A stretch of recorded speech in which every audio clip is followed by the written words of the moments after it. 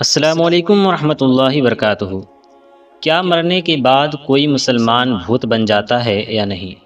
محترم ناظرین، آج کی اس ویڈیو میں آپ کے سامنے اسی کے بارے میں وضاحت کے ساتھ بیان کرنے والا ہوں۔ کچھ لوگوں کا یہ خیال ہے کہ جب آدمی مر جاتا ہے تو بھوت بن جاتا ہے۔ دیکھیں، یہ ایک غلط فہمی ہے۔ صحیح بات یہ ہے کہ کسی بھی مسلمان کی روح بھوت نہیں بنتی ہے۔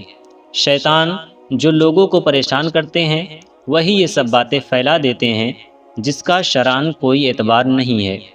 مفتی عبد المنان اعظمی علیہ الرحمہ تحریر فرماتے ہیں کہ گزرے ہوئے آدمیوں کی روح بھوت بن کر دنیا میں آئے اور کسی کو اذیت دے، یہ سراسر اصول اسلام کے خلاف ہے۔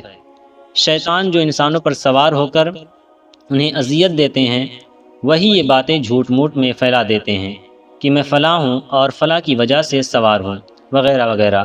یہ سب خرافات ہے، اس کا کوئی اعتبار نہیں کرنا چاہیے۔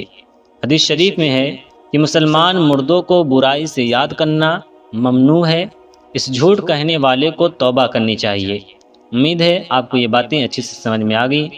اگر ویڈیو اچھی لگی ہو تو ویڈیو کو لائک اور چینل کو سبسکرائب ضرور کریں۔ السلام علیکم ورحمۃ اللہ وبرکاتہ۔